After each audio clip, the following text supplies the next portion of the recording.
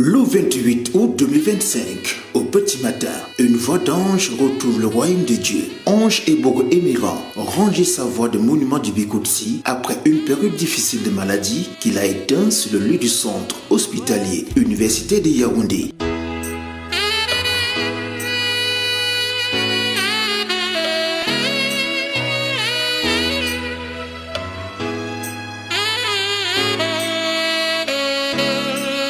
Voici venu le jour de ma vie.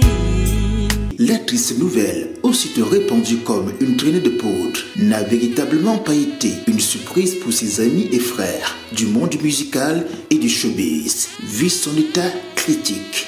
Déjà, je savais qu'il était malade et son état, je savais qu'à tout moment, ça pouvait tourner au pire.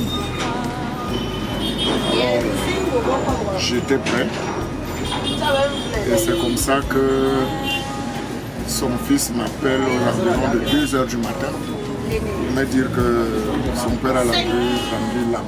Et au fil de l'action depuis pratiquement 2 ans, il a souffert à l'annonce du décès. Je n'avais pas été surpris parce que ça faisait quelques 8 mois qu'il était sur dialyse. Et nous savions que lorsque quelqu'un se dialyse, c'est plus évident que la personne revienne en pleine forme. Donc moi j'étais psychologiquement préparé par rapport à ça. Le décès d'Ange Ebogo Émiran, patriarche Ebogo Émiran, je l'apprends au lendemain de l'enterrement de ma mère. J'étais sous le coup de la douleur, sous le coup de la tristesse et de la souffrance morale, spirituelle. Au moment où j'ai appris ce décès. C'est le décès d'un ami, c'est le décès d'un partenaire, c'est le décès d'un papa avec qui j'ai travaillé longtemps. Ça a été un autre coup très dur au regard de la profondeur de la relation que j'avais avec cet aîné, avec ce papa qui m'a accueilli dans le domaine du showbiz. Le guerrier d'Emile Djeka, après plus de 40 ans de carrière, s'en est allé laissant de grands souvenirs dans la mémoire des acteurs du showbiz qui l'auront côtoyé de près. Ange Ebogo Émiran, j'ai la primeur, la grâce, parce que c'est une grâce, d'avoir côtoyé des icônes, les mythes de la trame de Ange Ebogo Émiran. J'ai la grâce de l'aborder, de le fréquenter au moment où j'obtiens mon baccalauréat. J'entre dans le showbiz, à l'espace culturel, le Roi des Bains à Yaoundé. J'ai la grâce d'être directeur artistique chargé de la communication de cette structure-là. Alors dans ce mois qui avait ici la charge de programmer les vedettes, je me souviens très bien qu'il était question au cours d'une soirée du 8 mars que j'avais organisée en 2001. Il fallait bien prendre quelqu'un qui pouvait bercer les femmes, qui pouvait se faire entendre par les femmes, qui pouvait chanter pour les femmes. J'ai programmé Ange Ebogo Émiran. Quand je l'ai appelé, il a répondu. Je lui ai fait la proposition que je voulais qu'il chante au Bois des Bains. C'est le premier contact que j'ai avec l'artiste. Je me souviens très bien que quand il est arrivé, on a dealé, on a parlé de son contrat, on a parlé de son cachet pour le spectacle. Ça allait très bien. C'est un père que j'ai rencontré, un monsieur qui est descendu, n'est-ce pas, de caution morale, la caution intellectuelle, pour retrouver le petit garçon et causer avec lui de façon aisée. Nous avons échangé comme si on se connaissait depuis. On a échangé comme si on était des amis de longue date. Il m'a pris comme ça, il n'a pas compliqué. Vous savez, quand vous allez rencontrer une star de cette trame-là, vous êtes un jeune garçon, je suis à peine à ma première année à l'université. Vous n'avez pas des mots très forts. Du moins, il a rendu la conversation très facile. On a échangé. Je me suis retrouvé avec lui, on a préparé le spectacle, il a chanté, on est devenus des très gros amis. Bon, on ne s'était plus jamais quitté chaque fois que j'avais besoin de lui, ou j'avais besoin de lui pour un mariage, parce que je présentais aussi régulièrement des mariages en dehors de travailler, de rester au Bois des Bains. Alors je pouvais l'amener dans un mariage, je pouvais l'amener dans un événement lambda, et tout se passait très bien. Il n'avait pas d'exigence, il n'avait pas... il n'était pas dur dans le contact, il n'était pas difficile dans le contact. C'était un collaborateur possible, un partenaire possible, comme on dit à management, dans le cadre des négociations des prestations artistiques. C'était ça, Ange et Bobo. Les grands moments avec Ange et Bobo, c'était un compagnon d'abord, de longue date. Même avant que moi je n'arrive à Yaoundé, il venait souvent me retrouver là où je travaillais parce que je organisais aussi des spectacles. Quand je suis arrivé ici, il m'a accueilli et nous avons commencé à fonctionner ensemble. Quand on a dissous Sosinata, on a créé la CMC et il m'a dit il faut que tu sois administrateur. Comme tu sors déjà comme tu as certainement l'expérience de gestion d'entreprise, il faut que tu sois administrateur à la CMC. Chaque jour, on partait au travail ensemble. Il était vice-président de la CMC pendant que moi, j'étais administrateur. Et dans les studios, on a toujours été ensemble. Quand je fais un disque, je lui fais venir pour m'orienter, pour qu'il m'apporte quelque chose. Et il était toujours disponible. Quand lui aussi travaille, il me présentait régulièrement son travail. Il était un homme très tranquille, disponible. Donc, je garde de lui des souvenirs d'un homme qui m'a marqué dans la vie et qui connaissait la musique. Parce que la musique, il connaissait beaucoup. Ange avait le deuxième répertoire du Cameroun après Petit Pays. On les classait à 3 petits pays qui est venu les doubler. Ange et Misengo François. C'est quelqu'un qui a beaucoup travaillé, qui avait beaucoup d'expérience. Et l'État a reconnu cela parce qu'il est mort là, grand cordon. Tout le monde à notre niveau, au milieu des musiciens camerounais, il était très infiltré, il était très connu. Que ce soit à Douala, Yaoundé, à l'ouest, partout, tous les musiciens le respectaient. Donc, il va beaucoup nous manquer. Nous avions un projet pour l'édition et la réédition de certains de ces tubes à succès et d'autres nouveautés. Nous avons commencé par 12 chansons. Malheureusement, il n'a pas eu le temps de les écouter parce que j'ai commencé par faire l'annonce de l'album et j'ai commencé à faire jouer 2 tubes que j'appréciais beaucoup. Et je comprends pourquoi il me disait qu'il faut éditer toutes mes chansons parce qu'on ne sait jamais. Donc c'était une façon à lui de me mettre dans son cercle très fermé de ses éditeurs et de me propulser dans le domaine musical. Donc, voilà un peu la petite histoire que j'ai avec lui. Et en tant qu'humain, c'était une personne extrêmement large qui essayait de donner ce qu'il a reçu à tout le monde. C'est-à-dire lorsque vous sollicitez ce papa dans un enregistrement, dans un studio, il ne regardait pas si cet artiste a un nom ou pas. Il donnait ce qu'il ressentait par rapport au tube que vous aviez. Donc c'est quelqu'un qui a toujours été proche des autres, prêt à soutenir la culture, prêt à élever ceux qui n'avaient pas encore de nom. Voilà le souvenir que je garde de ce patriarche qui est parti nous a quittés.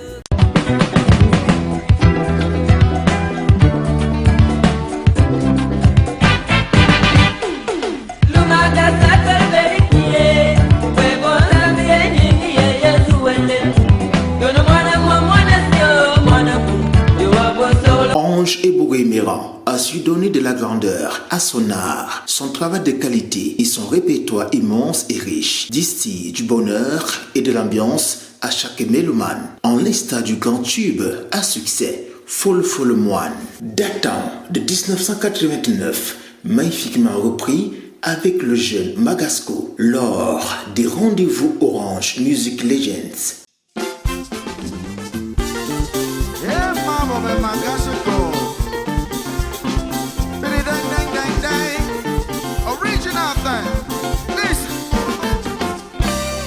Africa woman, oh, you been a whosever.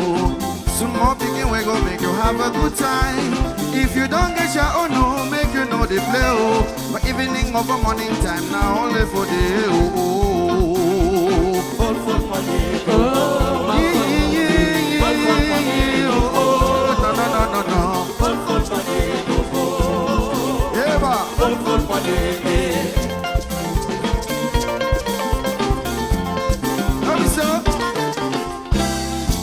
No say, na so the thing they oh. Papa Ebo go telling me, better know yeah. If you don't get your own, oh, make you know the play oh. For evening over morning time, now only for the oh.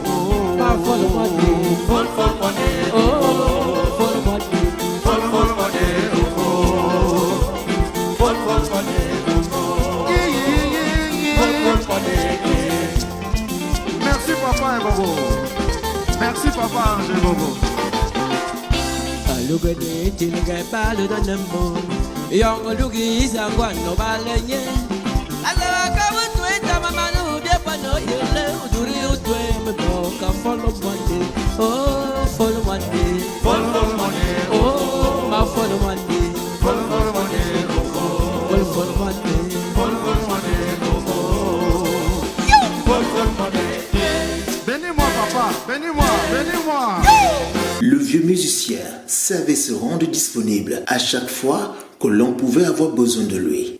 Je vais vous raconter une petite anecdote. Vous savez, le patriarche Angel Bogo, c'est quelqu'un qui était toujours disponible pour tout le monde. Et 6 mois avant son décès, il m'a fait venir, il m'a dit, fiston, il faut reprendre mes œuvres, on ne sait jamais. Il m'a donné une clé avec 140 chansons. C'était à moi de choisir parmi ce très grand répertoire les chansons à éditer et les chansons à rééditer.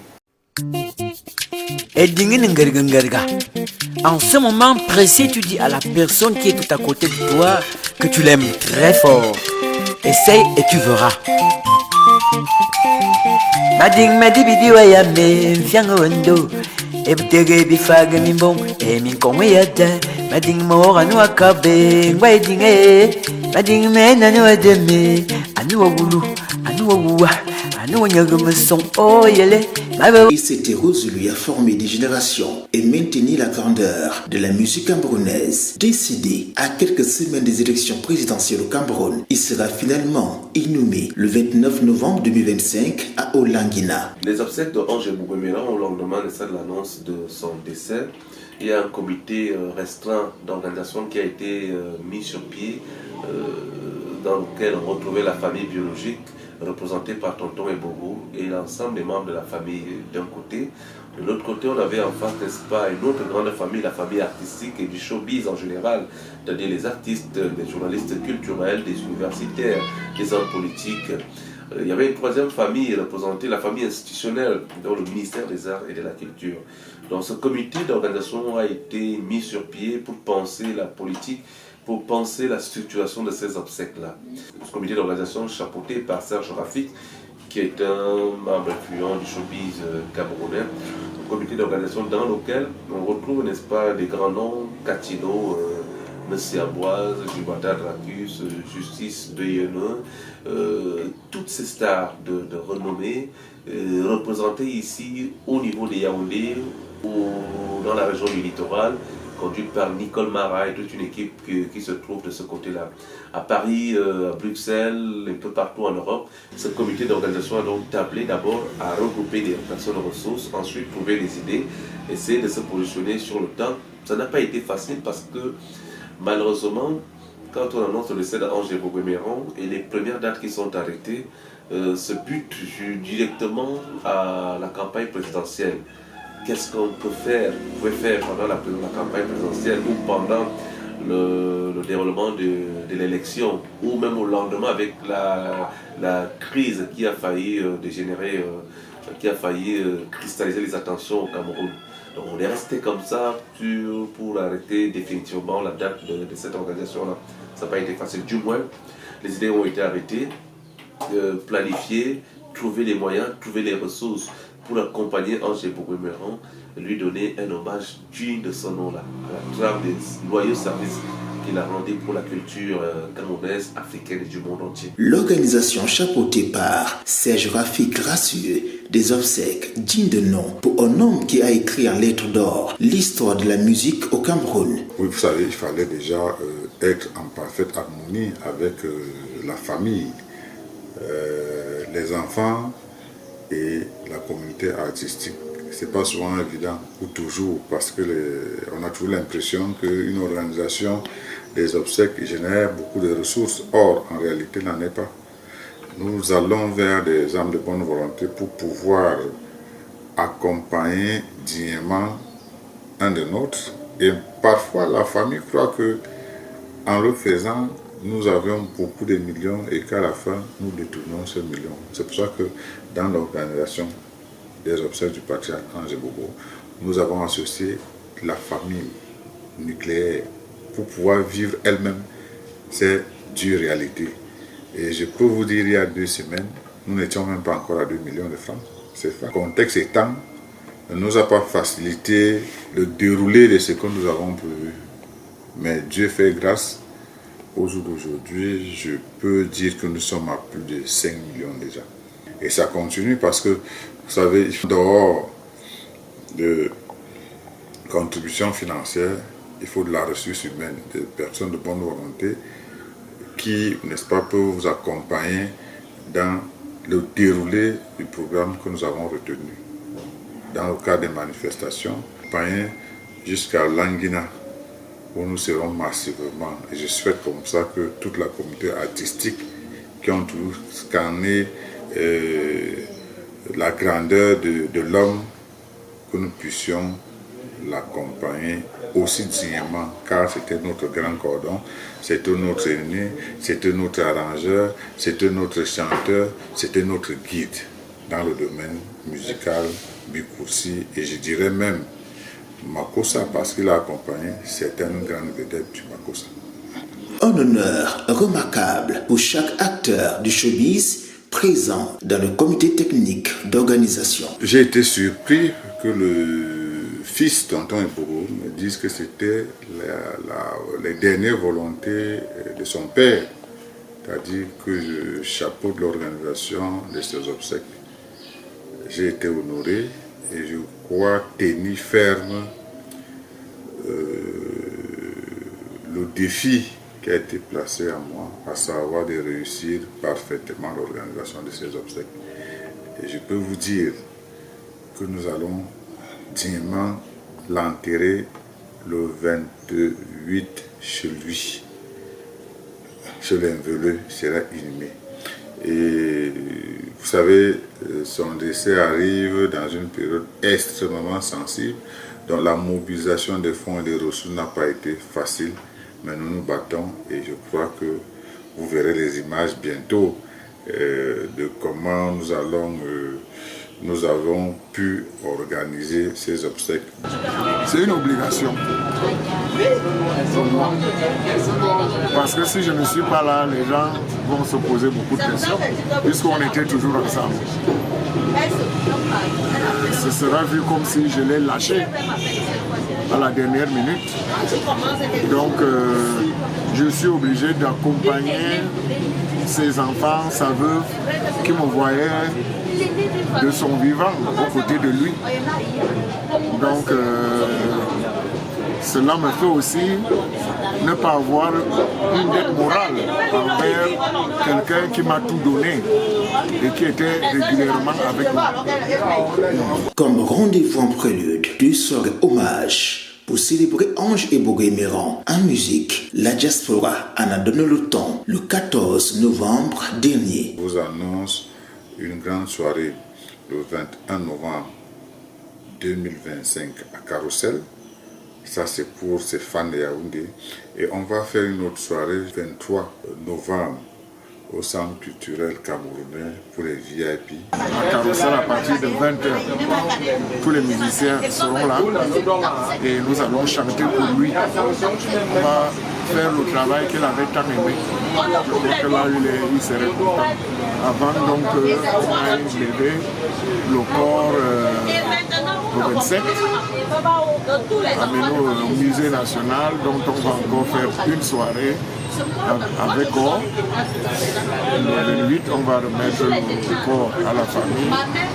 Et le 9, nous irons tous pour aller l'accompagner dans sa dernière demeure, dans son village, chez les Bleus. Chaque partie prenante est fortement mobilisée pour accompagner Ange Ebogo Emeran à sa dernière demeure, tant dans les contributions financières que dans les voix qui marqueront à jamais son passage sur terre. Un album à titre posthume est également en projection après les obsèques sous la direction de Serge Rafik. On a fait une structuration d'une chanson d'hommage ici. En dehors de cette chanson d'hommage, ces 12 titres vont être réédités et nous l'avons.